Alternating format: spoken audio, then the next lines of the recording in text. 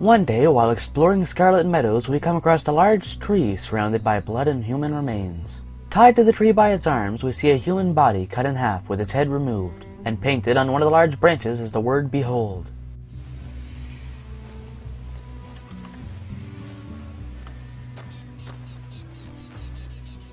Walking around to the other side of the tree, we see the head of an elderly-looking man on a stake. Probably the head belonging to the body tied to the other side of the tree. I don't know what you did to deserve this.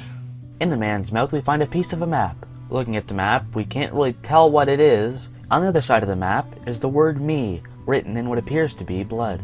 Putting the note away, we get Killer Clue 1 piece added to our inventory, and now we're off to find the rest of the clues. Not too far from Wallace Station, we find another dismembered body, this time being tied to a large rock. Painted on the side of the rock is Do You See? In front of this large rock, we see another smaller rock, with a head lying on top of it with another piece of the map in its mouth. Oh, Jesus. Some sick Tran. Pulling the map out, we see what looks like a stone chimney, bridge, and a wooded area surrounding. Turning it around, we see the words You Find, again written in what looks like blood. Putting it away, we get Killer Clue 2 piece added to our inventory, and now we're off to find the final clue. Just outside of Valentine and a step away from Citadel Rock, we find yet another dismembered body, this one hanging from the train tracks.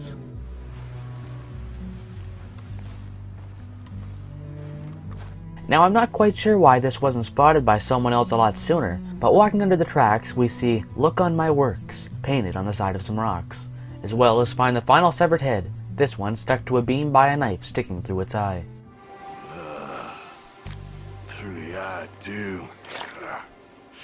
Whoa. Poor bastard. Pulling the map out of the head's mouth, we see what looks like a drawing of a cellar door, as well as a combination lock with the numbers 6, 34, 32. Turning it around, we see the word Can written in blood. Putting this away, we get Killer Clue's 3 piece added to our inventory just long enough to become the pieced together map. And with that, we get a message on screen. All 3 pieces of the map have been collected. Use the map to locate the killer's hiding place. Traveling down a road outside Valentine, a question mark appears on our map. Traveling closer to it, we see this is the same location pictured on the pieced together map, and we are now standing outside of the serial killer's home. Putting in the combination we found on Killer Clue number 3, we can now enter the basement.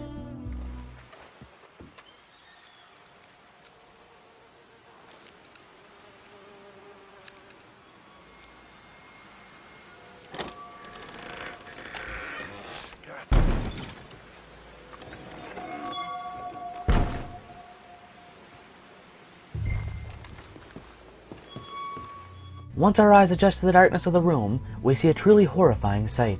On the floor is a mess of blood, flesh and bones. The shelves are full of human skulls. Buckets sitting around the room are full of blood and guts. Animal and human skulls decorate the walls, along with rusty old shackles, some with human remains in them. And covering the walls are many newspaper clippings. Before we continue exploring, let's take a moment to read some of these clippings to see if we can learn any more about the serial killer. Dead body found. The remains of an unknown man found in the woods north of Manzanita Post. Strawberry murder mystery. Strawberry, West Elizabeth, September 23rd. Leonard Atkins, a barber, was found dead in Hawkeye Creek. The dead man's left leg had been dismembered and could not be found. An examination of the victim's skull reveals the fact that he was sandbagged. Searching parties looking for Mrs. Gilbert. The state had never been so thoroughly searched for a missing person. A squad of searchers left the city last night to search for Mrs. Gilbert between Strawberry and Valentine. At the place's name, the woman made strange statements and acted in a very nervous manner. Found a dead man. While Anthony and Patrick Wayne of Strawberry were fishing in the Cumberland Falls area along the Central Union Railroad on Friday, they found the body of a man lying near the creek. He wore blue clothes and mittens, making it evident that the body had lain where it was found since winter. They saw that the head had been crushed in and one arm removed. A murder mystery. Blackwater police believe they have discovered another Oldenburg case. A ghastly find in the lower Montana River. Blackwater, April 9th.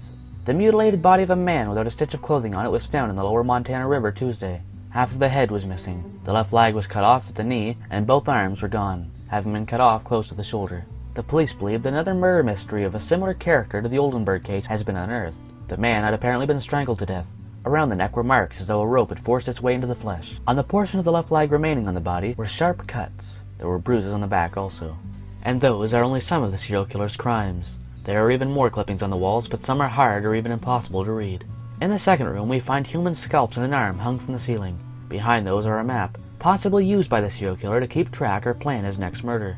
Against the wall hang many weapons used by the serial killer, including machetes, knives, axes, crowbars, saws, a bolt cutter, sledgehammer, and a pickaxe. And underneath are more buckets of blood. On the desk we find a few lootable items, including 2 notes. The first note reads, "Letter to the Editor.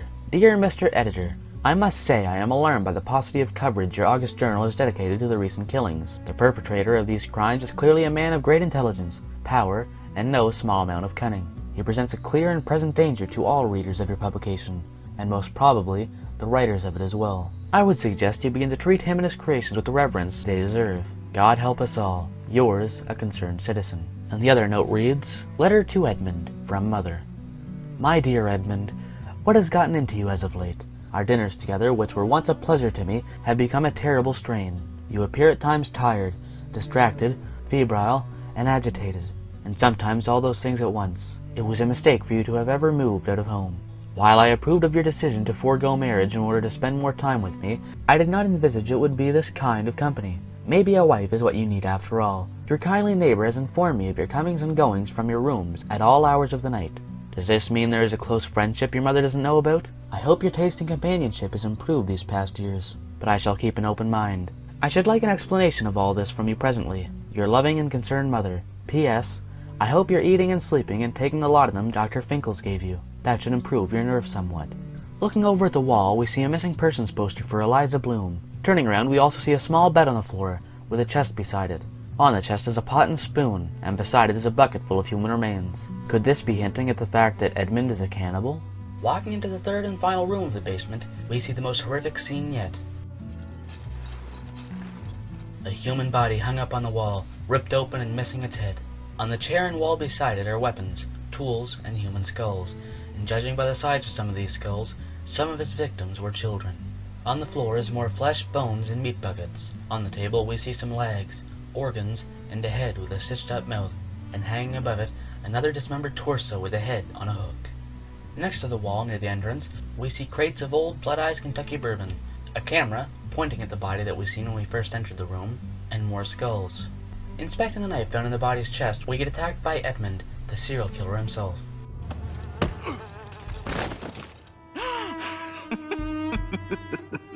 Have you come for me?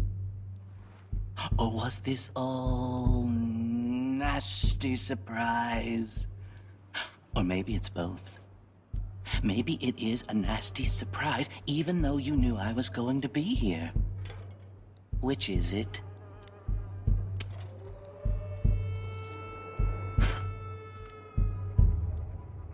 You should think about that.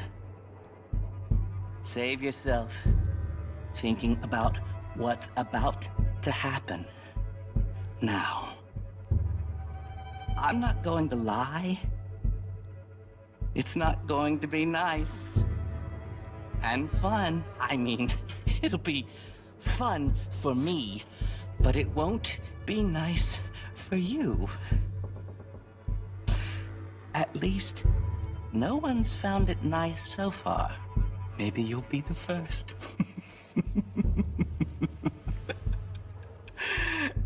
Do you like pain? Is it your friend? It's about to become your very close friend. Very close. But when it's over, release. Glorious release. Oh. Should've walked away. Throwing a severed head at the serial killer, Arthur and Edmund end up in a fist fight until the serial killer is knocked out. After knocking out the serial killer, Arthur then hogties him and takes him to the sheriff and Valentine. Found that fella you were looking for? Which fella? I'm not giving you a cell until you introduce this boy. Now put him down there. Put him down. Put him down. Fella well, it ain't nothing nice. A lot of folk disappeared over the past few years. This sick son of a bitch, well, he ain't right in the head. That's so. Head over to the cellar of that broke-down shack on the road to the falls. See for yourself. Okay, come on, you. My name is Edmund. Edmund Lowry, Jr. And you'll remember that, my friend. I'm sure I shall. You are a frightening fella. Oh, I'll behave, sir. I'll behave as expected. Well, you better. And I'll get you a lawyer, don't you worry about that. And you get in that cell, calm as you be.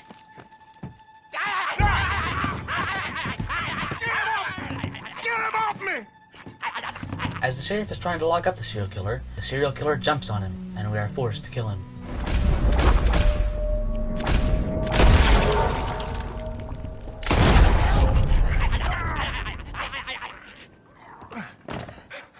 This ain't real. Oh, thank you. Thank you. My lord. What a monster. I need help, Yeah. damn it! Well, like I said, have someone head up to his cabin. I think he killed quite a few. Oh, there's a lot of sick bastards out there. Here. Here's some money for your trouble. Thank you, Sheriff. Where's a deputy when you need one? Taking our $20 reward from the sheriff, that completed the unmarked side quest, American Dreams. If we choose to stay around the sheriff's office long enough, we can watch as a man comes in, picks up Edmund's body, and dumps it outside. What a mess! You know where to put it. When you're done, come back with a mop.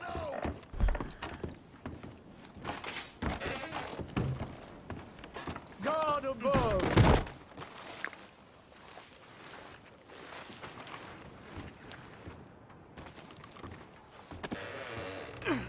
That has been everything we know about the serial killer Edmund Lowry Jr. in Red Dead Redemption 2.